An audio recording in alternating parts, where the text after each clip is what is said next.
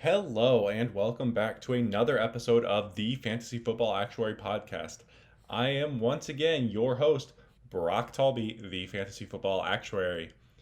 This is a special Saturday edition. It is a holiday weekend, but I am still here to record an episode for you. I know week 12 is very critical to playoff pushes, to trying to secure first round buys. So, this is a critical time in the fantasy football season. I did not want to take a week off. So, as with every Saturday episode, we will go into the Thursday night throwback, appropriately dubbed the Thanksgiving throwback this week. So, there was only two games on Thanksgiving. The Lions and the Cowboys are awful. They are poorly coached teams, and they looked atrocious. It was just two blowouts. The Lions just got crushed by Houston. It was like they were basically just letting Deshaun Watson do whatever he wanted to them. And then the Cowboys, I have no idea what's happening. It's going to be interesting to see if the Cowboys give Mike McCarthy another shot after this year, or if they just cut their losses, try to find a new coach, and secure Dak's contract. It I don't know how you can be inspired by what you see from Mike McCarthy. That fake punt call was the worst. If you did not see this fake punt play, maybe you were enjoying the Thanksgiving festivities, you didn't have the game on the whole time or at all, go watch this Cowboys fake punt because it's on their own like 30-yard line. They go for this fake punt and end up losing yards. So, yes, it was terrible. The Lions are equally as bad. Matt Patricia, I can't see him continuing on with the Lions after this season. It'll be interesting to see what they do. The big takeaways were Deshaun Watson, Will Fuller, and Antonio Gibson are absolute monsters. So if you started any of them, you are pretty much set for your Week 12 matchups. It's going to be really tough for you to lose come tomorrow or Monday night. For my own leagues, in my 10 team standard league, I was playing against Will Fuller. So the early game kind of put me in a hole right away. And then I was playing Ezekiel Elliott, who, if you recall from a, a month ago or so, I traded Antonio Gibson to acquire Ezekiel Elliott back when Gibson and JD McKissick was getting more touches than Gibson. Gibson wasn't getting that many yards, but he was starting his touchdown run. Um, so in my opinion, it just seemed like the upside of Zeke was probably higher than Gibson at the time because of JD McKissick being so involved and Antonio Gibson being so touchdown reliant. I thought that Zeke, when it was right before Dalton got hurt. So then I had to suffer through the Ben DiNucci and Garrett Gilbert experience.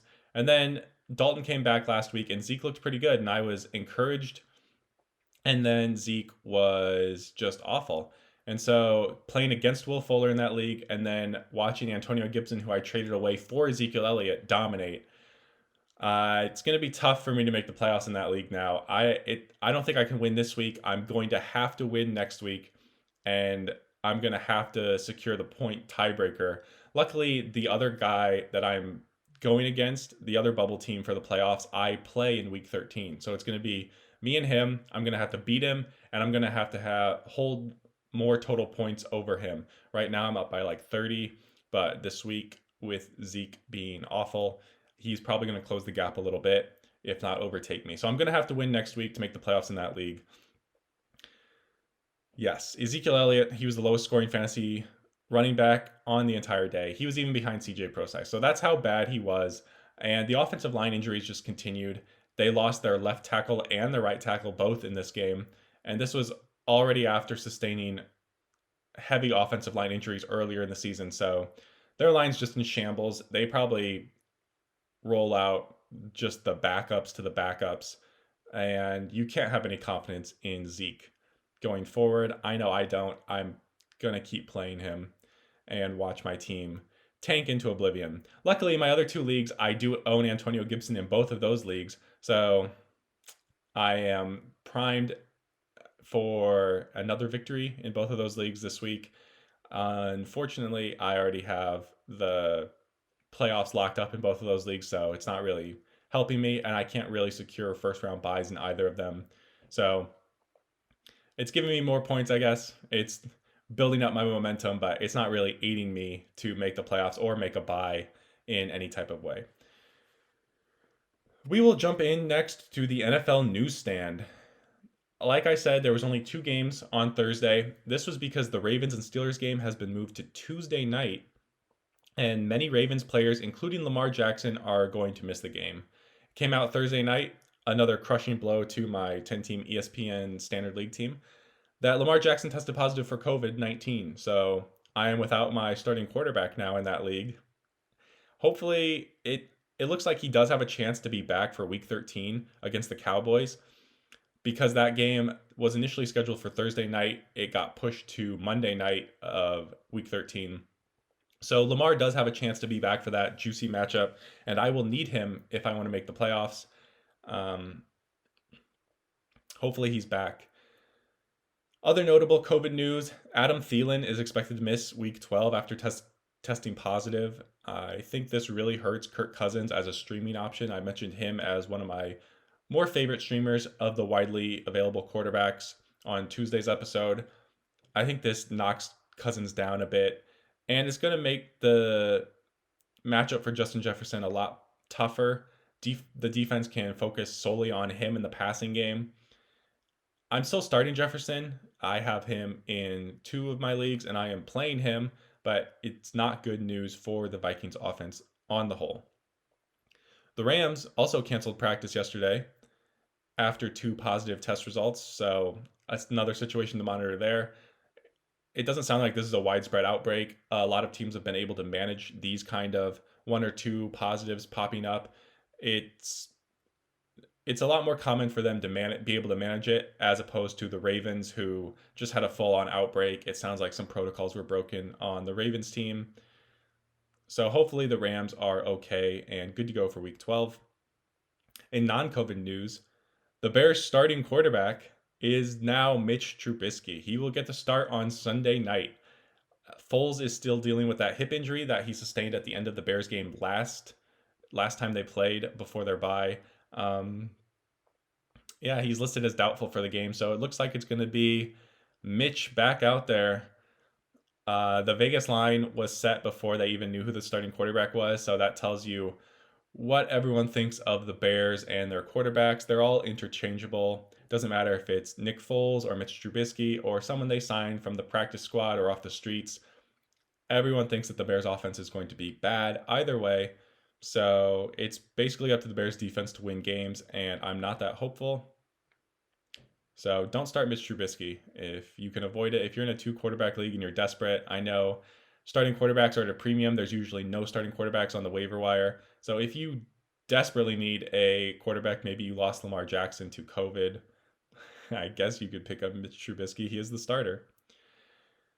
Moving on, Austin Eckler is on his way back from IR. He started practicing this week, and he has a chance to play this week. Chance in quotes. This is a news report from a beat writer. It is not anything official. I'd assume he misses this week, and then they ease him in for Week 13. But then he could be very relevant for your fantasy playoffs. He's probably not on my radar his first game back, whether that's this week or next week. I'd like to see how they use him. I assume they'll have him on a snap count to make sure that hamstring does not re-aggravate. So yeah, I wouldn't play him his first game back. But for the fantasy playoffs, if Eckler's back and you've been holding on to him, he's been in your IR, and you make the playoffs, I think you are set up to have a stud RB1 aiding your team in the playoffs.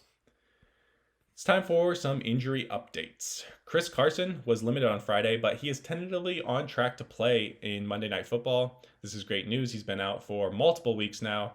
He was still limited, so it'll be interesting to see if he's listed as questionable, or maybe he practices fully today and he doesn't have an injury designation.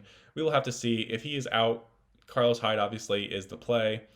If he's back, start Chris Carson. Do not start Carlos Hyde. Laviska Shenault is back for the Mike Glennon-led Jaguars, but wide receiver 1 DJ Chark is out this week. DJ Chark has already been ruled out. It sounds like it was a rib injury, I believe. So he was not able to practice this week, and he's already been ruled out as an early out. And Laviska Shenault is back, but Mike Glennon is the quarterback. I'm glad that I have the Cleveland Browns defense in 2 of my leagues because I am going to play them again, and they are going to crush Mike Glennon and the Jaguars. Deebo Samuel, he is back and will suit up for Week 12 with Raheem Mostert remaining questionable. This is great news.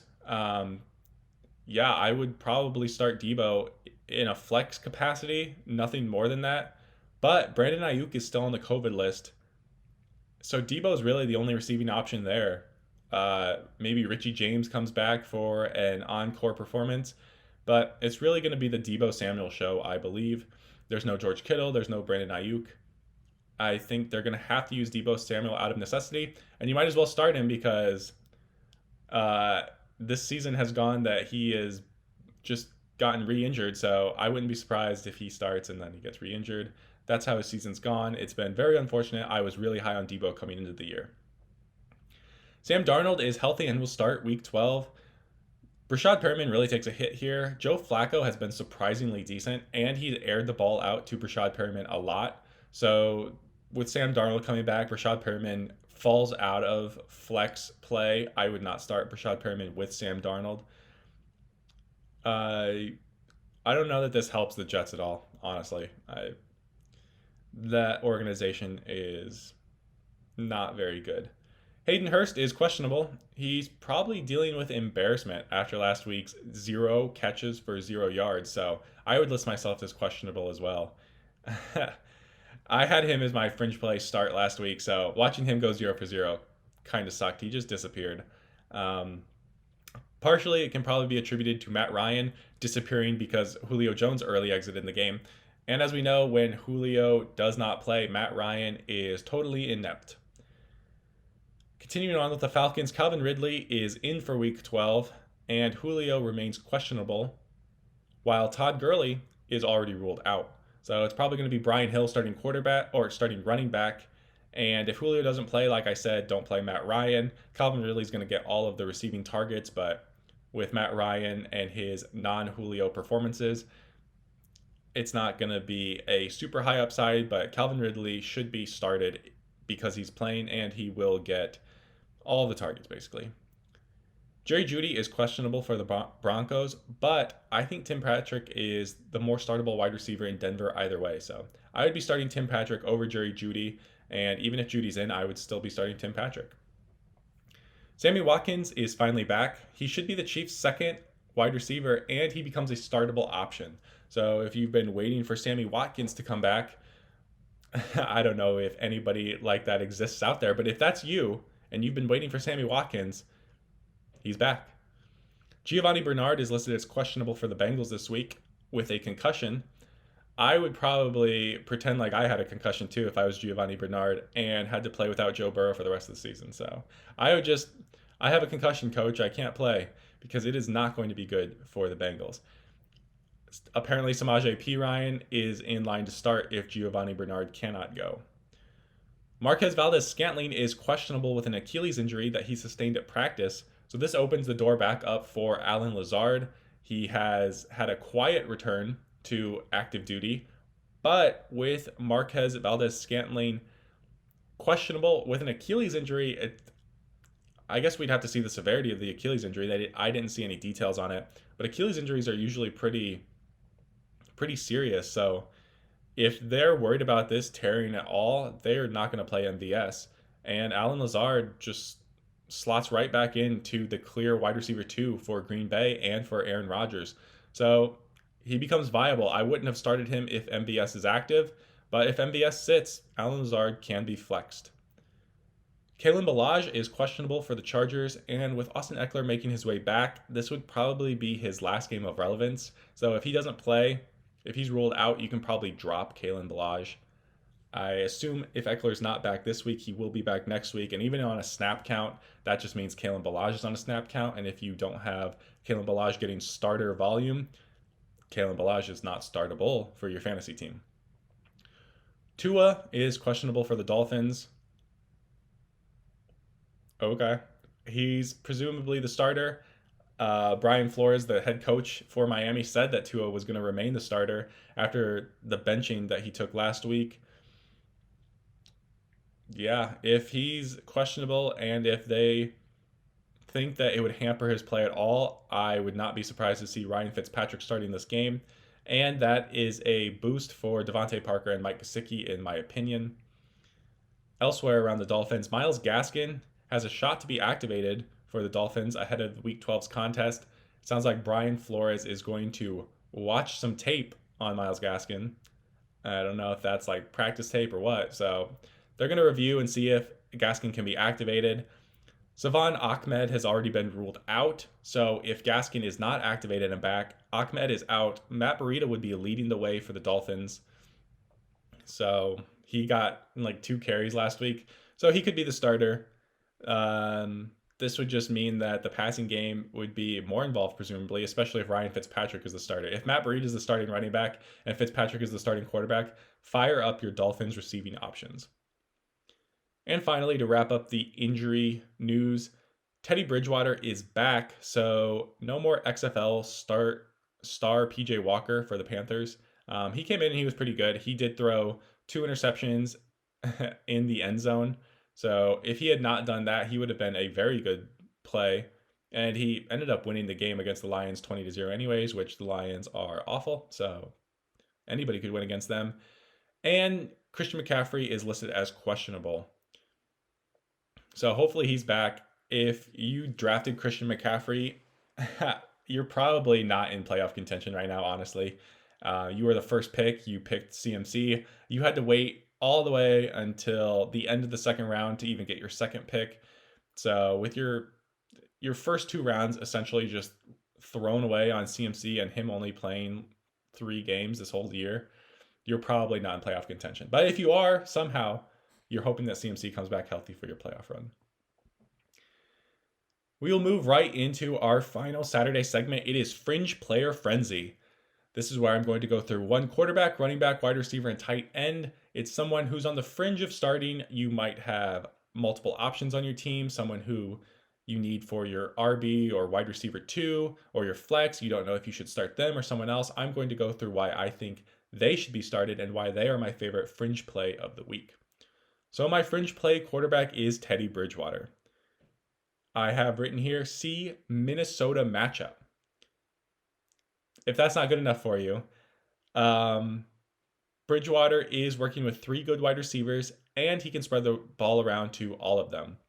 So with this great matchup, he's going to be able to get the ball to all 3 of these wide receivers. It may not result in fantasy value for all 3 of them, but Bridgewater gets all the points no matter who he throws to. So this terrible Minnesota secondary is probably going to get lit up by one of the wide receivers, and Bridgewater gets those points. So no matter who he throws to, Bridgewater is the beneficiary. If Christian McCaffrey is back, Bridgewater will even have a better floor for yardage because he can just dump it off to Christian McCaffrey, who can take a 2-yard pass and go for 40 yards and a touchdown. And that's a 40-yard passing touchdown for Bridgewater because McCaffrey's a stud. So if McCaffrey's back, this just makes Bridgewater an even better play. My models love Bridgewater this week, and I'm starting him over Justin Herbert, Tom Brady, and Big Ben. My fringe play at running back is Wayne Gallman. You might have even picked him up off the waiver wire this week, and I am saying that I would start him.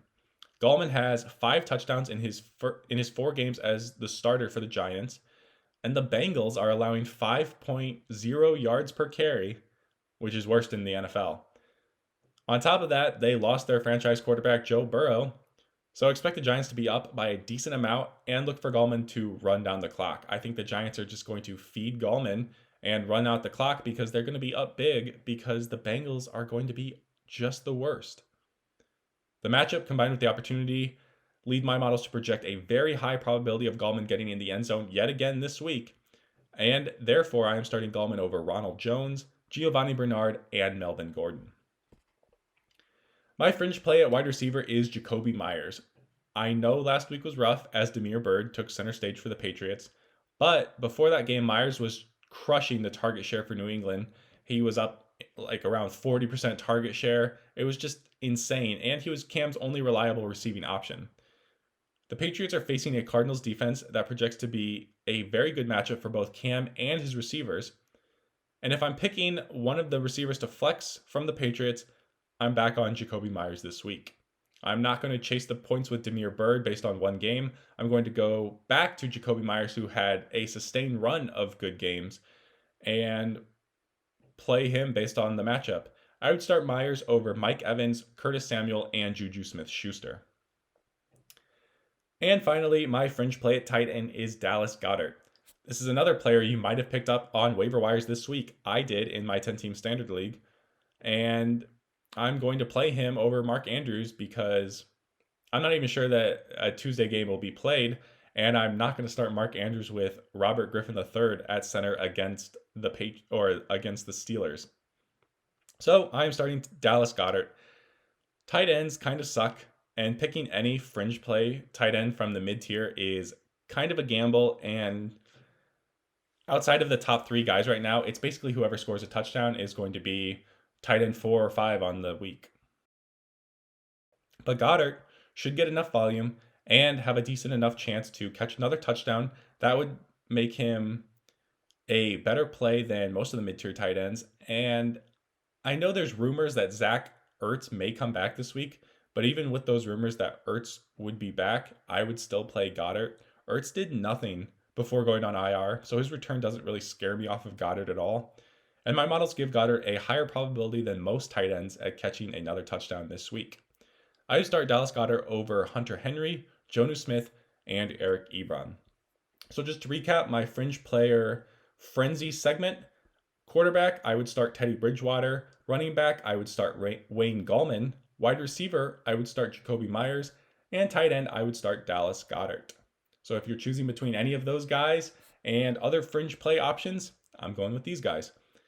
If you want to see my full Week 12 model rankings to help make any more start decisions on any guys that I didn't talk about today, you can see all of those rankings for standard, half point PPR, full point PPR. I have flex rankings up there. You can see all of that at the website. It is thefantasyfootballactuary.com. If you want to follow me on Twitter, the handle is @theFFActuary. If you want to watch video versions of this podcast, of this episode or any future episodes, you can go to the YouTube channel. It is The Fantasy Football Actuary. Be sure to subscribe and like the video if you're over there watching the video version. And that will conclude today's Saturday episode. Hopefully you have a great rest of your holiday weekend. Hopefully your fantasy football matchups started off fantastic on Thursday with Will Fuller or Antonio Gibson or Deshaun Watson. If not, hopefully you can bounce back on Sunday and maybe you can overcome one of those guys being against you. I don't know. I'm going to try. I'm going to try to overcome the Will Fuller game. It's going to be tough. Don't lose hope. And hopefully Week 12 goes well for you and you can make that playoff push or that push for the first round bye. I will be back on Tuesday for Week 13, the final regular season week. It is crazy that we are here and fantasy football has really flown by this year. So I will be back Tuesday. Until then, keep crunching those numbers.